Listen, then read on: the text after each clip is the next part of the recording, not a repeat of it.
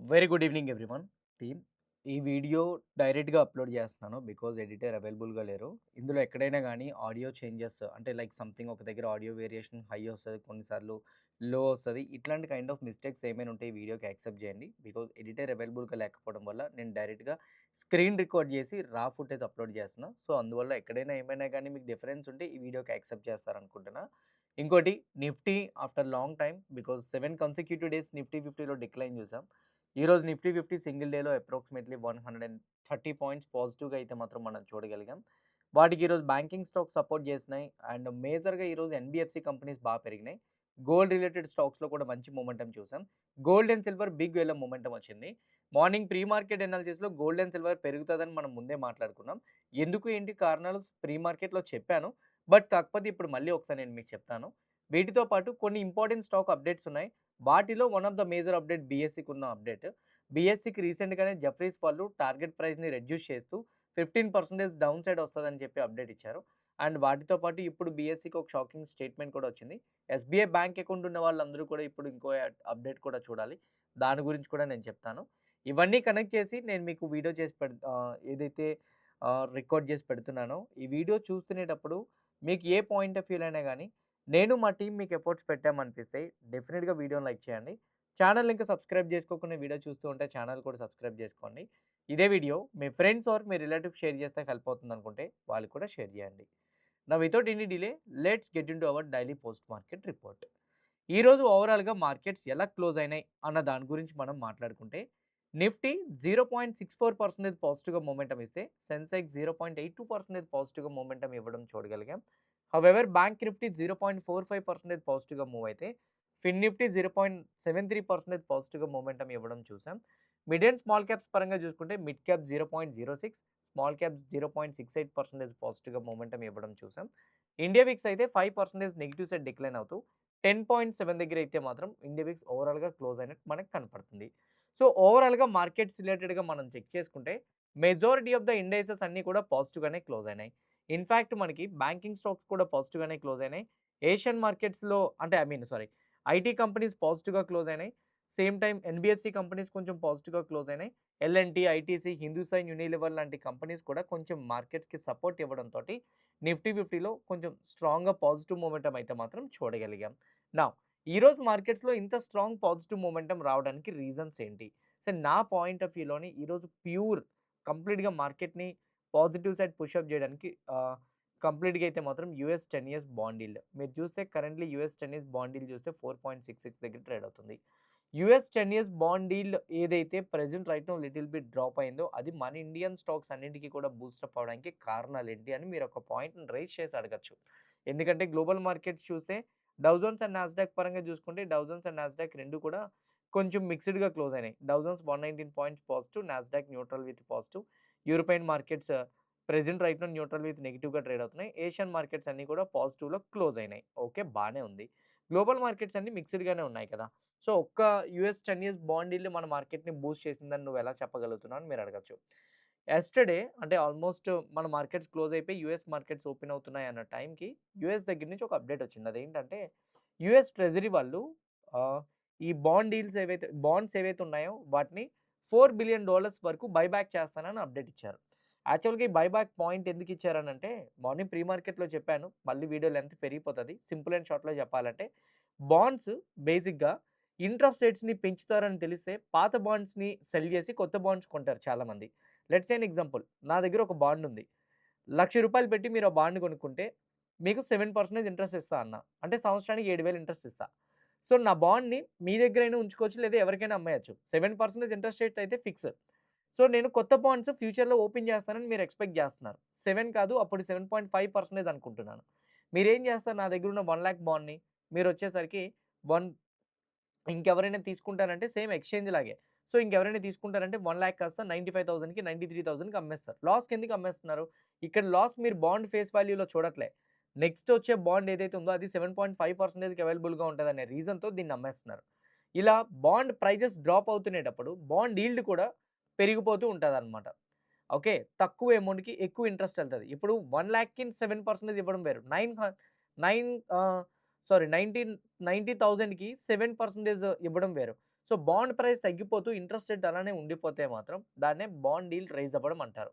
So ఈ topic మీద separate video ఈసారి ఎప్పుడైనా వీకెండ్ ఫ్రీ టైమ్ ఉండేటప్పుడు నేను చేస్తాను. ఇంకా బెటర్ వేలో మీకు అర్థమవుతది. సో ప్రెజెంట్ రైట్ నౌ ఇలా బాండ్ ఫేస్ వాల్యూ బాగా తగ్గిపోతుందని యూఎస్ వాళ్ళు ఏం చేశారంటే డిమాండ్ పెంచడం కోసం సెల్లింగ్ ప్రెజర్ పెరిగిపోతుందిగా.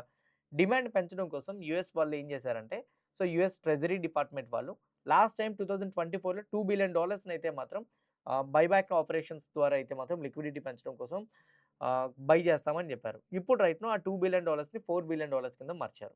సో ఎప్పుడైతే అలా మార్చారో US 10 years bond yield straight away decline అవ్వడం స్టార్ట్ అయింది. సో అంటే బాండ్ ఫేస్ వాల్యూ పెరగడం స్టార్ట్ అయింది. బాండ్ ఈల్డ్ తగ్గడం స్టార్ట్ అయింది. సో ఇది మార్కెట్స్‌కి ఒక బూస్టప్ అయిపోయింది first one. So second one వచ్చేసరికి మేజర్‌గా బాండ్ ఈల్డ్ ఎప్పుడైనా గాని డిక్లైన్ అయింది అంటే ఇంట్రెస్ట్ రేట్స్ మీద ఎక్స్‌పెక్టేషన్స్ మారతాయి. సో మరి మార్కెట్స్ ఎందుకు బిగ్ పాజిటివ్ ఒక 2-3% పెరగలేదంటే ఇది కేవలం మైనర్ రియాక్షనే అండి. షార్ట్ టర్మ్‌గా పాజిటివ్ సైడ్ వెళ్ళడానికి ఈ న్యూస్ కొంచెం మనకి హెల్ప్ అయిందే తప్ప, లాంగ్ టర్మ్‌కి అంటే నెక్స్ట్ 1 మంత్‌లో పెరుగుతది అని చెప్పడానికైతే మాత్రం ఈ న్యూస్ పనికిరాదు. ఎందుకు రాదు అనేది నేను మీకు చెప్తాను. ఈ అప్డేట్ వల్లనే బిట్‌కాయిన్ అప్రాక్సిమేట్‌లీ 64,000 నుంచి 72,000కి వెళ్ళింది. మీరు చూస్తే ఇగోండి. చాలా స్ట్రాంగ్ మొమెంటమ్ ఇచ్చింది బిట్‌కాయిన్ 72,000కి వెళ్ళింది. సో, దాంతో పాటు గోల్డ్ పరంగా చూసుకుంటే గోల్డ్ కరెంట్‌లీ న్యూట్రల్ విత్ నెగెటివ్‌గా ట్రేడ్ అవుతుంది. కానీ గోల్డ్ యెస్టర్‌డేనే ఆల్మోస్ట్ 5% పెరిగిపోయింది. బిట్‌కాయిన్, గోల్డ్, సిల్వర్ ఇవన్నీ పెరిగిపోవడానికి కారణం అదే. మళ్ళీ సెపరేట్‌గా గోల్డ్ అండ్ సిల్వర్ గురించి మాట్లాడినప్పుడు నేను మీకు ఎక్స్‌ప్లెయిన్ చేస్తాను. అయితే ఇప్పుడు మెయిన్ క్వెషన్ ఏంటి? సో, బ్యాంక్ నిఫ్టీ ఏమో 0.5, ఫిన్ నిఫ్టీ 0.7, నిఫ్టీ 0.6, 0.6 ఏంటి?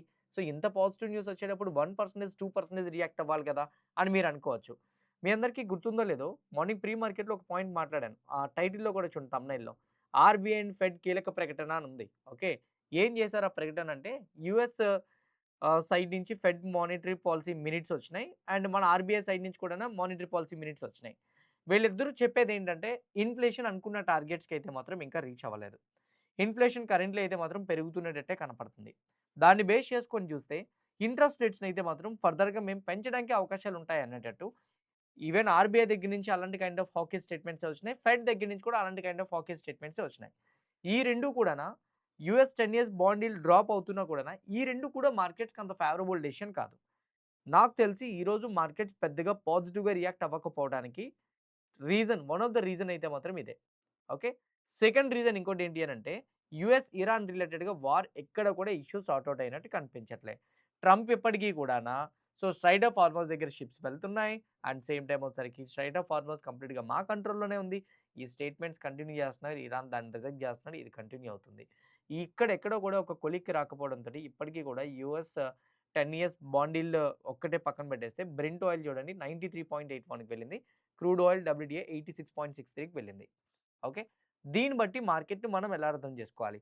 See if crude oil is rising trust me guys crude price గాని రైజ్ అవుతుంది అనంటే సో, మార్కెట్స్‌కి అదంతా పాజిటివ్ సిగ్నల్ అయితే మాత్రం కాదు. ఇది మాత్రం మైండ్‌లో గుర్తుపెట్టుకోండి. క్రూడ్ ప్రైస్ స్పైక్ అవుతుంది అనంటే మార్కెట్స్‌కి అంత పాజిటివ్ సిగ్నల్ అయితే కాదు. సో, అండ్ ఇంకోటి మరి ఇప్పుడు రికవరీ అయింది ఏం చెప్పొచ్చు? దాన్ని కేవలం షార్ట్ కవరింగ్‌గానే మనం పరిగణలోకి తీసుకోగలం. అర్థమైందా? షార్ట్ కవరింగ్ తప్ప ఇంకా దేనికి కూడా మనం పరిగణలోకి తీసుకోలేము. ఇది మాత్రం గుర్తుపెట్టుకోండి. షార్ట్ కవరింగ్ అని ఎలా చెప్తున్నాం? మీకు ఇంకా బెటర్ వేలో అర్థం అవ్వాలంటే నిఫ్టీ ఫ్యూచర్స్‌ని జీరోదాలా గాని సంథింగ్ 5 ఇయర్స్‌లో గాని ఓపెన్ చేయండి. ఇండికేటర్‌లోకి వెళ్లి ఓపెన్ ఇంట్రెస్ట్‌ని యాడ్ చేయండి. 15 మినిట్స్ టైమ్ ఫ్రేమ్ పెట్టండి. ఓపెన్ ఇంట్రెస్ట్ డ్రాప్ అవుతూ ప్రైస్ గాని పెరిగిందంటే దాన్ని షార్ట్ కవరింగ్ అంటారు. లేదా ఓఎస్ పర్ట్స్‌లోనైనా చూడండి. క్లియర్‌గా మీకు చూపిస్తది ఈరోజు వచ్చే move short covering. Short covering move అనేది మోస్ట్‌లీ పాజిటివ్‌గా సస్టైన్ అవ్వడానికి తక్కువ ఛాన్సెస్ ఉంటాయి. మరి నువ్వు మార్కెట్ క్రాష్ ఎక్స్‌పెక్ట్ చేస్తున్నావా? I am not expecting crash. Okay. అలా అని చెప్పి నేను మార్కెట్ బుల్లిష్ సైడ్ ఎక్స్‌పెక్ట్ చేయట్లే. మరి ఏం ఎక్స్‌పెక్ట్ చేస్తున్నావు? క్లియర్‌గా చూపిస్తాను చూడండి. Market will stay in range bound volatile. దీన్ని ఎవరైనా ట్రెండీ మార్కెట్ అంటారా? వాలటాలిటీ అంటారు. ఇవి ఇంట్రాడే ట్రేడింగ్ చేసుకోవడానికి పనికొస్తాయి. కానీ పొజిషన్‌ని క్యారీ ఫార్వర్డ్ చేయడానికి పనికిరాదు. ఒక కాల్ పొజిషన్ తీసుకొని నెక్స్ట్ 1 వీక్ పెరుగుతదనే షూర్ షాట్ డైరెక్షన్ అనాలిసిస్ అనేది no one can do ah, in these type of markets.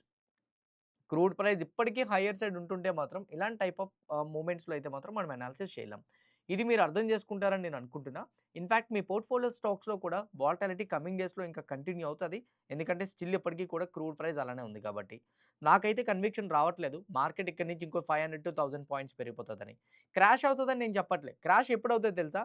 Crude oil గాని $100 గాని ఒకవేళ గాని బ్రేక్ అయితే మేబీ క్రాష్ అవ్వడానికి ఛాన్స్ ఉంటుంది. ఓకే. సేమ్ ఎగ్జాక్ట్‌లీ ఇదే అనాలిసిస్ పరంగా నేను బిట్‌కాయిన్ గాని, గోల్డ్‌ని గాని, సిల్వర్ గాని మాట్లాడితే యెస్టర్‌డే ఇచ్చిన US treasury buyback news updates వల్ల బిట్‌కాయిన్‌లో రికవరీ కనపడుతుంది. ఎందుకనంటే బిట్‌కాయిన్ మీరు చూస్తే అప్రాక్సిమేట్‌లీ ఫ్రమ్ మే నుంచి చూస్తే 82,000 నుంచి బిట్‌కాయిన్ ఆల్మోస్ట్ 57,500కి డ్రాప్ అయిపోయింది. ఈ హెవీ డిక్లైన్ కనిపించడం వల్ల మనకి బిట్‌కాయిన్‌లో ఇప్పుడు రైట్ నౌ ఒకే పాజిటివ్ అప్డేట్ వచ్చేసరికి రికవరీ కనపడుతుంది.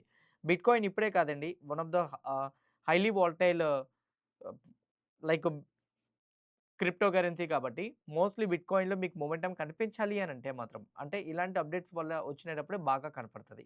సో, ఎవరైతే పొజిషన్స్‌ని బాగా ఈ టైంలో అక్యుములేట్ చేసుకున్నారో వాళ్ళు మంచి ర్యాలీ మోస్ట్‌లీ క్యాప్చర్ చేసుకున్నారని నేనైతే అనుకుంటున్నాను. When it comes to the gold, గోల్డ్‌ని మరి ఎలా అర్థం చేసుకోవాలి? గోల్డ్ ఇప్పుడు కొనొచ్చా? బికాజ్ గోల్డ్ పెరిగింది, సిల్వర్ పెరిగింది ఇప్పుడు కొనొచ్చా? ఫస్ట్ నుంచి మనం మాట్లాడుకునేది లాంగ్ టర్మ్ కావాలనుకుంటే గోల్డ్ ఎప్పుడు కొనుక్కున్నా పర్లేదు. ఏ ప్రైస్‌లో కొనుక్కున్నా పర్లేదు. డిప్ అవుతుంటే మనం బై చేయడానికి ఆపర్చునిటీ పర్వాలేదు. సో, గోల్డ్‌కి, సిల్వర్‌కి నేను ఒకటే చెప్తాను. గోల్డ్ అండ్ సిల్వర్ మెటీరియల్స్ ఇక్కడి నుంచి ప్రీవియస్ లాగా 50-100% ఇచ్చే రిటర్న్స్ అయితే ఇవ్వవు. అలా ఇవ్వడానికి ఇంకో 1 ఇయర్ అయినా టైం పడతది. 1 ఇయర్ టు 2 ఇయర్స్ అయినా పడతది. నా పాయింట్ ఆఫ్ వ్యూలో చెప్తున్నా. ఎగ్జాక్ట్‌గా అదే జరుగుతదని చెప్పట్లేదు. బట్ నా కన్విక్షన్ చెప్తున్నాను. పాసిబిలిటీస్ అయితే మాత్రం ఉన్నాయి. Gold next 1 year to 2 years అయితే మాత్రం కంప్లీట్‌గా న్యూట్రల్ ఫేజ్‌లో ఉంటది. గోల్డ్ మొమెంటమ్ అయిపోయింది. రెండో పాయింట్ ఇంకోటి నేను మీకు చెప్పాలి. ఆ పాయింట్ ఏంటి అనంటే గోల్డ్ రిలేటెడ్‌గా ఒకవేళ గాని మీరు షార్ట్ టర్మ్‌లో ఏదైనా ఎక్స్‌పెక్ట్ చేయాలంటే సో, యూఎస్ ట్రెజరీ డిపార్ట్‌మెంట్ వాళ్ళు ఎవరైతే ఉన్నారో వాళ్ళు బైబ్యాక్ అనౌన్స్ చేయడం అది పాజిటివ్‌నే. కానీ నా పాయింట్ ఆఫ్ వ్యూలో గోల్డ్ అండ్ సిల్వర్ అయితే మాత్రం వాలటైల్‌గా ట్రేడ్ అవ్వడానికి అవకాశాలు ఎక్కువగా ఉంటాయి. ఎందుకంటే క్రూడ్ ప్రైస్ అయితే మాత్రం ఇంకా డిక్లైన్ అవ్వలే. ఇదే సిట్యుయేషన్ గాని క్రూడ్ 66, 65 ఉండేటప్పుడు వస్తే గోల్డ్‌ని డెఫినిట్‌గా పాజిటివ్‌గా మొమెంటమ్ షార్ట్ టర్మ్‌లో మూవ్ అవుతదని నేను చెప్పగలను. లాంగ్ టర్మ్ ఎలానో చెప్పాను. నెక్స్ట్ 2 ఇయర్స్ కన్సాలిడేషన్ ఫేజ్‌లోనే ఉంటదని. కానీ ఇక్కడి నుంచి షార్ట్ టర్మ్‌లో గోల్డ్ పెరగాలి అనంటే మేబీ క్రూడ్ ప్రైస్ అలా హైయర్ లెవెల్స్‌లో ఉంటుంది కాబట్టి నేను అంత ఫాస్ట్‌గా షార్ట్ టర్మ్‌లో కూడా పెరుగుతదని నేను చెప్పట్లే. మరి ఏం జరుగుతది? వాలటైల్ ఫేజ్‌లో ఉండిపోతది. మరి ఇక్కడి నుంచి పెరగదా అసలు అని మీరు అనొచ్చు. మేబీ పెరగొచ్చు. బట్ సడెన్ ఫాల్స్ కూడా ఉంటాయి. సో, మరి ఇప్పుడు ఇన్వెస్ట్‌మెంట్ చేయొచ్చా? చేసినా కూడా సడెన్‌గా ఫాల్స్ ఉంటాయని నేను మీకు చెప్తున్నాను కాబట్టి రిమైనింగ్ డిప్స్‌లో కూడా మీరు బై చేసుకోవడానికి క్యాపిటల్ అయితే మాత్రం రెడీ చేసి పెట్టుకోండి. ఇది నా పాయింట్. ఇప్పుడు ఈ గోల్డ్, సిల్వర్ నేను గోల్డ్ రిలేటెడ్‌గా న్యూస్ ఏ టైమ్‌లో వచ్చిందో చూడండి. సో, నేను మీకు చూపిస్తాను. 15 మినిట్స్ టైమ్ ఫ్రేమ్ పెట్టి. ఎగ్జాక్ట్‌లీ ఆల్మోస్ట్ 6:00-6:15 టైమ్ నుంచి గోల్డ్ రావడం స్టార్ట్ అయింది. ఎంసీఎక్స్ ఫ్యూచర్స్‌లో ఆ ఇంప్లిమెంటేషన్ కనిపించింది. బట్ మీరు ఒకవేళ నైట్ టైమ్స్ ఇట్లాంటి న్యూస్ వచ్చినేటప్పుడు అలాంటి టైమ్‌లో కూడా ట్రేడ్ చేయాలి, అలాంటి టైమ్‌లో కూడా క్యాప్చర్ చేసుకోవాలనుకుంటే ఈ గోల్డ్, సిల్వర్, బిట్‌కాయిన్ అండ్ అలానే majority of the tech companies వాటిని కూడా మీరు ఆపర్చునిటీగా తీసుకొని బై చేసుకోవాలనుకుంటే చూడండి చాలా స్టాక్స్ ఎలా బౌన్స్ అయినాయో చూడండి. So, Marvell technology 13%, SK Hynix 6%, gold last 24 అవర్స్‌లో 2.8%, సిల్వర్ 6.7%, బిట్‌కాయిన్ 7.5, ఇథీరియం 18%. ఇలాంటివన్నీ కూడానా స్వింగ్ బాగా డిప్ అయినేటప్పుడు స్వింగ్ ఆపర్చునిటీస్‌గా మీరు తీసుకోవాలనుకుంటే కింద కామెంట్ బాక్స్‌లో నేను మీకు డెల్టా ఎక్స్‌చేంజ్ రిఫరల్ లింక్ ఇస్తున్నా. ఆ లింక్ క్లిక్ చేయండి. ఆటోమేటిక్‌గా మీకు ఈ అకౌంట్ అనేది ఓపెన్ అయిపోతది 5 మినిట్స్‌లో. ఇది ఎలా యూజ్ చేయాలో తెలియకపోతే దాని కింద నేను మీకు యూట్యూబ్ లింక్ కూడా ఇస్తున్నా. అది కూడా మీరు క్లిక్ చేసి యూట్యూబ్ వీడియో చూడొచ్చు. మేజర్‌గా నేను చెప్పాలనుకుంటున్న పాయింట్స్‌లో ఒకవేళ గాని మీరు gold, silver, bitcoin, US stocks, Asian stocks and అలానే యూరోపియన్ స్టాక్స్‌లో కూడా టాప్ స్టాక్స్‌లో మీరు ఇన్వెస్ట్‌మెంట్ చేద్దామనుకుంటే అండ్ వాటికి లివరేజ్ కావాలనుకున్నా కూడా డెల్టా బెస్ట్. అండ్ ఇంకోటేంటంటే డెల్టాలో ఓపెన్ చేస్తే మీకు 24/7 ట్రేడ్ చేయొచ్చు. లెవరేజ్ అనేది ఉండదు. సారీ, లెవరేజ్ ఉంటుంది. బట్ చార్జెస్ ఉంటాయి. లెవరేజ్ లేకుండా ట్రేడ్ చేయొచ్చు. లెవరేజ్‌తో కూడా ట్రేడ్ చేయొచ్చు. ఎక్స్‌పైరీ అనేది ఉండదు. పెర్పెచువల్ బాండ్స్ అంటే మీకు లాంగ్ టర్మ్ పొజిషన్ అనేది హోల్డ్ అవుతూ ఉంటదనమాట. ఇది మేజర్ పాయింట్. నౌ స్టాక్స్ రిలేటెడ్‌గా అప్డేట్స్ మాట్లాడుకుంటే మేజర్‌గా అయితే మాత్రం ఈరోజు బలరాంపూర్ చిమ్నీ స్టాక్ అయితే మాత్రం భారీగా పెరిగింది. నిన్ననే మాట్లాడాను షుగర్ స్టాక్స్ ఎందుకు పెరిగాయని. కానీ నాకెందుకో షుగర్ స్టాక్స్ పెరుగుతున్న కన్విక్షన్ రావట్లేదు. కారణం ఏంటంటే కరెంట్‌లీ మన ఇండియాలోని ఫెస్టివల్ సీజన్ స్టార్ట్ అయింది. సో, మీ అందరికీ తెలుసు ఇప్పుడు ప్రెజెంట్ రైట్ నౌ శ్రావణ మాసం. శ్రావణ మాసం అయిపోయిన తర్వాత నెక్స్ట్ వితిన్ మంత్స్‌లోనే మనకి మళ్ళీ లైక్ శ్రావణ మాసం అయిపోయిన వెంటనే I think Vinayaka Chavithi start అవుతది. తర్వాత దేవి నవరాత్రులు స్టార్ట్ అవుతాయి. దాని తర్వాత వెంటనే కార్తీక మాసం స్టార్ట్ అవుతది. ఇలాంటి మూవ్‌మెంట్స్‌లో ఎక్కువగా లైక్ పెళ్ళిళ్ళ సీజన్ కూడా ఉంది. మ్యారేజెస్ సీజన్స్ కూడాన. వీటన్నిటి వల్ల ఎక్కువగా స్వీట్స్ పైన డిమాండ్ పెరిగే ఛాన్స్ ఉంటది. ఈ మూవ్‌మెంట్‌లోని షుగర్స్‌కి షుగర్ రిలేటెడ్‌గా కంపెనీస్ ఏవైతే ఉన్నాయో వాటికి ఇప్పుడు రైట్ నౌ షుగర్ షార్టేజ్ వచ్చింది. బికాజ్ షుగర్ ఒక పక్క స్వీట్స్‌కి యూజ్ చేస్తుంటే నేను నాట్ ఓన్లీ స్వీట్స్ అండి చాలా అదర్ ఆహ్, థింగ్స్ ఉన్నాయి. బట్ కాకపోతే నేను స్వీట్ అనేది నార్మల్‌గా ఒక ఎగ్జాంపుల్‌గా చెప్తున్నాను. ఇంకో పక్క ఇథనాల్ వైపు ఉంది. సో, ఒకవైపు ఇథనాల్ ఇంకోవైపు వచ్చేసరికి ఈ షుగర్ రెండిటి వైపు యూజ్ చేయడం వల్ల షుగర్ షార్టేజ్ వస్తుంది. ఈ షార్టేజ్ రావడం వల్ల గవర్నమెంట్ నిన్న కొన్ని రిస్ట్రిక్షన్స్‌ని తీసుకొస్తానని చెప్పింది. ఓకే. అయితే ఇప్పుడు గవర్నమెంట్ ఏం చెప్తుందంటే ఎనీ షుగర్ కంపెనీ ఎవరి దగ్గరైనా 10 మెట్రిక్ టన్స్ షుగర్ 1 మంత్‌లో యూజ్ చేస్తే వాళ్ళు 15 డేస్ మాత్రమే ఇన్వెంటరీ యూజ్ చేయాలి. ఇంతకుముందు 30 days. What is mean by inventory? ఒకవేళ గాని ఫ్యూచర్‌లో గాని షార్టేజ్ వస్తే ముందుగానే వాళ్ళొక పక్కన పెట్టుకుంటారు. దాన్ని యూజ్ చేస్తారు. వీళ్ళు 30 డేస్ లిమిట్ గాని పక్కన పెట్టేసారనుకోండి, షుగర్ ఇప్పటికే షార్టేజ్ ఉంది. 30 డేస్ పక్కన పెడితే ఇంకా షార్టేజ్ వచ్చేస్తది. 15 రోజులే షార్టేజ్ 15 రోజులు మాత్రమే పెట్టమని చెప్పారు. అది కూడా సెప్టెంబర్ 1 నుంచి నవంబర్ 30 వరకు అలా 15 డేస్ ఇన్వెంటరీస్ మాత్రమే మెయింటైన్ చేయమని చెప్పారు. ఓకే. బానే ఉంది. 30 డేస్ ఇన్వెంటరీ కాస్త 15 డేస్ అయింది. కానీ ఎందుకు ఇవి పెరిగిపోతున్నాయి? ఇన్వెంటరీస్ కూడా తగ్గిపోయినాయి కదా! ఇంకోటేంటంటే ఒకవేళ షుగర్‌ని ఇంపోర్ట్ చేస్తే దానికి రిలేటెడ్‌గా గవర్నమెంట్ సైడ్ నుంచి కూడా సపోర్ట్ ఇస్తామని కూడా చెప్పారు.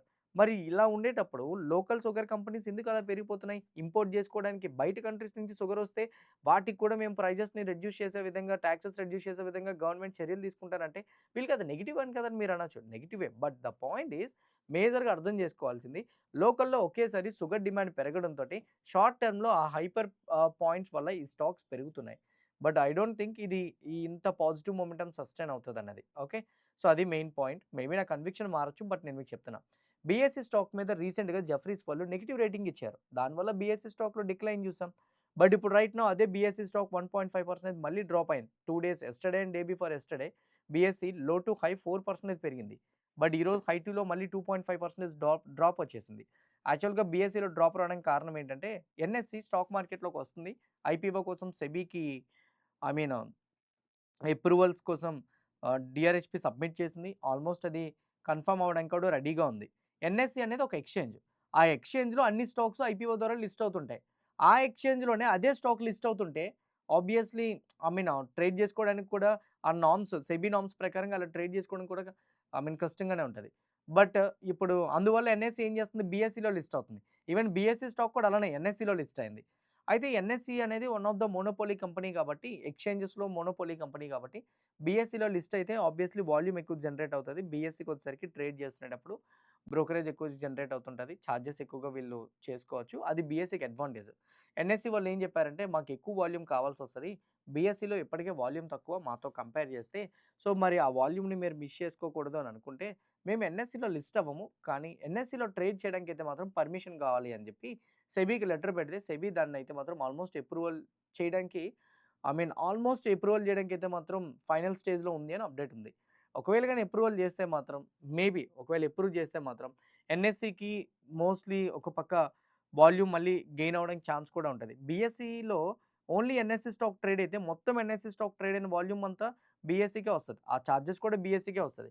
కానీ ఎప్పుడైతే ఎన్ఎస్‌సి సెపరేట్‌గా ఇప్పుడు లిస్ట్ అవుతుందో, సో ట్రేడ్ చేసుకోవడానికి సెపరేట్‌గా వీళ్ళు యాక్సెస్ అడిగారో, పర్మిట్ అడిగారో, ఇది మేబీ బీఎస్‌ఈలో కొంచెం వాల్యూమ్ తగ్గే ఛాన్సెస్ అయితే మాత్రం ఉన్నాయి. సో, వన్ బై వన్ ఒక్కొక్కటి కూడా బీఎస్‌ఈకి నెగెటివ్ పాయింట్స్ రావడంతో డిక్లైన్ అనేది చూస్తున్నాం.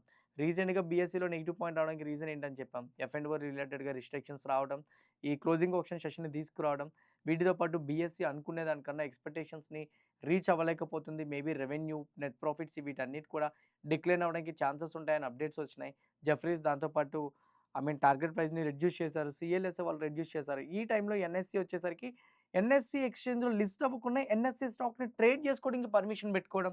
ఇవన్నీ బీఎస్‌సికి ఒక షాకింగ్ పాయింట్ అనే చెప్పుకోవచ్చు. కానీ స్టాక్ నాకు తెలిసినంత వరకు బీఎస్‌సి కొంచెం ఫెయిర్ వాల్యుయేషన్‌లో లేదనేది నా ఒపీనియన్. ఓవర్ వాల్యుయేషన్‌లో ఉందన్నది. ఒకవేళ గాని బీఎస్‌సి గాని 2500, 2600 జోన్స్‌కొస్తే మాత్రం మంచి ఫెయిర్ వాల్యుయేషన్‌లో ఉంటదని నేనైతే అనుకుంటున్నాను.